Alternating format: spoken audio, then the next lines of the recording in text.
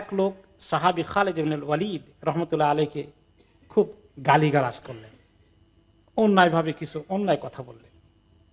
তিনি শুধু তার দিকে একটু তাকালেন, একটি কথার জবাব দিলেন না। তাকিয়ে কি কথা বললেন জানেন? যে দেখো, তুমি তোমার আমল নামা জোগাড় করছো, তোমার আমল নামাটায় তুমি কি রাখবা এটা তোমার খুশি। এই কথাগুলো তার আমল নামায় যোগ হবে না। কাউকে কষ্ট দিয়ে কথা বললে, কাউকে গালি দিলে কার আমল নামায় লেখা হবে? নিজের আমল নামায় লেখা হবে। তিনি বললেন, তুমি তো আমার আমল নামা পরিপূর্ণ করছো না, তোমার আমল নামা জোগাড় করছো কিন্তু। বাস এই কথা বলে তিনি থেমে গেলেন। ইমাম ইয়াহইয়া ইবনে মাঈন রাহমাতুল্লাহ আলাইহিকে একজনে গালিগালাজ করলো, তিনি কিচ্ছু উত্তর দিলেন না, অন্যায় বকাবকি করলো। তো কাছের লোকজন বললেন, তো কিচ্ছু জবাব দিলেন না তাকে। তিনি বললেন, তাহলে এত লেখাপড়া কেন করলাম, আমি যদি তার মতোই হয়ে যাই। সুবহানাল্লাহ, কি লেসন আমাদের জন্য। ফুদাইল ইবনে গাযাওয়ানকে ব্যাপারে একজনে বলল যে অমুক লোক আপনার নাম নিলেই খালি কতক্ষণ গালিগালাজ করে, আপনার দুশ্মনী তার ভিতরে এত বেশি। তো তিনি তো কোনো কারণ খুঁজে পাচ্ছেন না।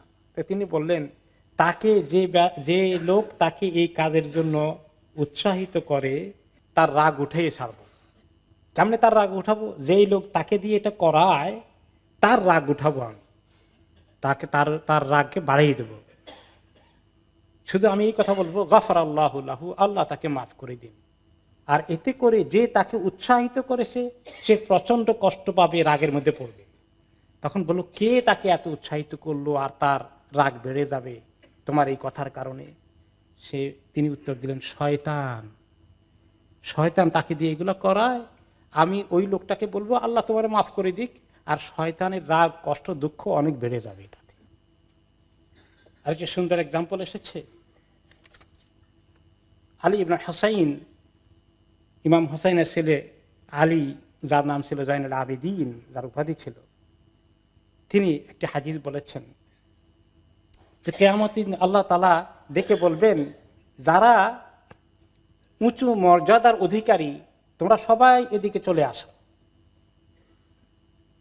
তোমরা সবাই জান্নাতে যাওয়ার জন্য এদিকে আসো। বেশ কিছু লোক উঠে আসবেন এবং তাদেরকে ফেরেশতারা বলবেন বা আল্লাহর পক্ষ থেকে বলা হবে, তোমরা জান্নাতের দিকে চলে যাও। জান্নাতের দিকে যাচ্ছেন ওনারা, হিসাব নিকাশ ছাড়াই জান্নাতে চলে যাচ্ছেন।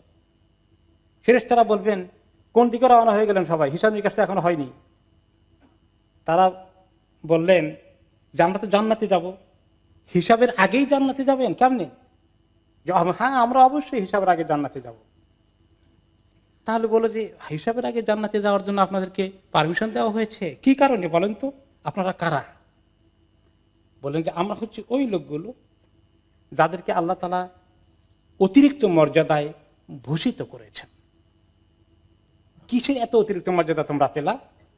যে আমাদের প্রতি কেউ যদি মূর্খর মতো আচরণ করে, উল্টা পাল্টা বকাবকি অন্যায় কথা বলে তর্ক করে ঝগড়া করতে চায়, আমরা সেটাকে সবরের সাথে মেনে নিয়েছি, তাদেরকে পাল্টা গালিগালাজ কিচ্ছু করিনি। যখন আমাদের প্রতি এরকম ব্যবহার করতে গিয়ে জুলুম করেছে, আমরা শুধু সবর করেছি, দুর্ব্যবহার করেছে মাফ করে দিয়েছি। এই কথা শুনে ফেরেশতারা বলবেন, তাই তো, যাও, তোমাদের কত সুন্দর পুরস্কার আল্লাহ তাআলা দিয়েছেন।